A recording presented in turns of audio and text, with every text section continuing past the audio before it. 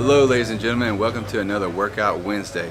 Today what we're going to be talking about is continuation of the shoulder impingement series we're working on this week, but we're going to focus more on the exercise and movement interventions you can do to address shoulder impingement.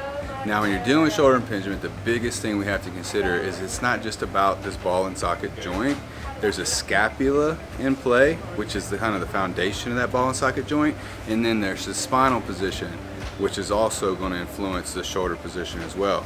So the things that we have to consider is the compensations that develop when there's shoulder pain actually can be the source and the perpetuation of the shoulder pain and condition at a certain point.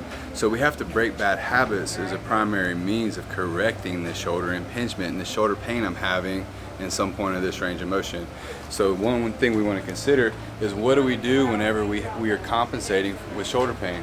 We're actually extending the trunk, we're leaning back and extending the spine by trying to reduce the amount of shoulder elevation that we have.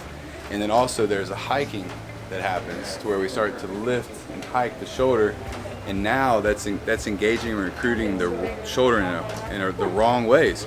So the things that we want to focus on today to eliminate the shoulder impingement and the shoulder problem is we want to correct the movement patterns that are associated with it, and most importantly the ones that are caused from pain and from guarding and apprehension. So what we're going to do is work on a little progression, 3 steps. Here we go. So step 1, we want to focus on passive range of motion. So I'm going to have my subject here lay flat on her back, knees bent. Good. We're going to have a straight bar, and the purpose of the straight bar is to share the load between the two shoulders. For the sake of argument, we're going to say that it's the right shoulder that's the problem. So the left shoulder is going to be the dominant one. The right shoulder is going to be more of a passive one that's along for the ride. The closer the hands are together, the more the other arm can assist in this movement. So what we want to do is think about it like this. Whenever she's in a straight arm position, when she's here, there's actually more of a load on the shoulder than if she's here. Because here she's perpendicular to gravity. So the muscles in the shoulder can actually rest and relax in a little bit more neutral position. And so what she's going to do is work on her breathing first and foremost from this position, and she's trying to make sure she doesn't have any shoulder elevation whatsoever in the shoulder. And she's letting gravity do the work of elevation. So the focus here isn't activation, it's actually inhibition. So she's going to take a couple deep breaths. You want to see that belly rise and fall. Good. Now as she inhales, she's going to let that bar fall back with gravity. Fills up the trunk, expands the ribs, lets everything fall back. The weight of gravity is what's pushing her down here, and as she exhales, she's going to bring it back to chest level. As she inhales, she's going back to through the pain-free range, not letting herself go into the impingement spot, and then as she exhales, she's coming back down. And what she wants to feel is like she's recruiting the trunk and the core as she's bringing that bar back to neutral. So she's going to inhale back, relax, release, inhibit. And now she's recruiting that core as she exhales and comes back to neutral. So you feel this expansion, inhale, expand, expand, expand, expand, and exhale, compress, compress, compress, compress, just like that. And this is, again, this isn't about stress, this isn't about pushing through pain, this is about familiarizing your body and not thinking of blocking pain. We're trying to familiarize ourselves with what our capabilities are. So we need a relaxed, calm, submissive state, and we're working on letting gravity do the work, and we're just inhibiting our additional guarding or the things that we're doing to add to this, and we're letting gravity just do the work. So next, we want to sit up on the edge. And so now we've gotten some range. We feel a little better. We're oxygenated because we've been breathing real well. We're getting that trunk position working. Now what we want to do is we want to engage those muscles that control our posture a little bit, and that's going to help to keep the mobility that we're getting here. So she's going to start by just grabbing the band, just like that. Good. Feet are flat. Nice neutral position. She's got a little bit of weight through her feet there. So we're going to break it into 2 parts. One, she's going to breathe herself into a nice and tall position. And then she's going to exhale as she separates that band, keeping the elbows nice and tight. Perfect. Now she's going to slouch out of it. She's going to inhale herself vertical, and then she's going to blow and separate that band, keeping the elbows tight. Get a shot from the back. So she's going to slouch. She's going to correct, bring the shoulder blades together, down and back. And then she's separating her hands, keeping the elbows tight, which is engaging this whole chain from here to here. And that's helping to improve the position of that ball in that socket. It's pulling it back into the center of that socket. Inhale.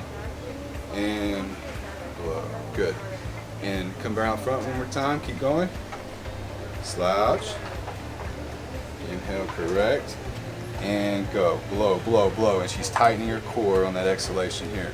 So it's getting, she's really focusing on letting the respiration guide the position, right? So when I inhale, I'm forced to come tall. When I exhale, I'm falling in, right? I'm compressing the core. Good. So that's step 2. Now we're going to step 3. All right, last but not least, for step number 3, we want to do as much of a functional intervention as possible. So we did some passive mobility, we did a little bit of activation with the slouch corrections. Now what we want to do is tie it all together in a really functional movement, and something that we can kind of hit everything with one single activity, but we're going to incorporate the same ideas that we were kind of talking about before. This time we're going to be going to the TRX bands and using the most functional movement we can think of, which is just a sit to stand pattern. But we can see we have a high attachment point, so when she's in the bottom of her sit, it's going to force her into a overhead position, which is going to allow her to work on shoulder mobility, also allow her to work on stabilizing the scapulas with the same activity. We're going to still integrate the breathing technique and the breathing pattern that fits the motion, right? So what we're going to do is she's going to inhale herself down. She's going to try to get a seated position here. In fact, to start off with, we'll go ahead and take a seat first. And now she can gauge the distance she has here. She can make sure her lower body alignment is correct. She's got a nice position here. It puts that shoulder on a nice angle. And what she's going to do is she's going to stand using the TRX bands to help, and she's going to rotate her palms upward, which is going to allow her to improve her trunk position and keep her elbows nice and tight into her body. So she's going to exhale herself up, blowing the air out, and recruiting the core at the end there. And what she's doing is she's working on squeezing the shoulder blades back and down in order to get herself to a standing position. And she's going to release it coming down, big inhale. And she's going to exhale herself up, palms up, squeezing at the top, squeezing at the top. And releasing. Inhale. And squeezing. And down again. Inhale. And exhale, rotating the palms. And then she's turning the palms down as she sits, as she inhales. And she's turning the palm up as she stands. That's helping to fold the elbows into the body and really get a nice, we're training the scapulas, the spinal position, and the core simultaneously, which is how our body works in these functional patterns. Thank you for tuning in for another Workout Wednesday in our Shoulder Impingement series. Hopefully that added a lot of value to you guys' lives, and we'll see you next week for another Workout Wednesday.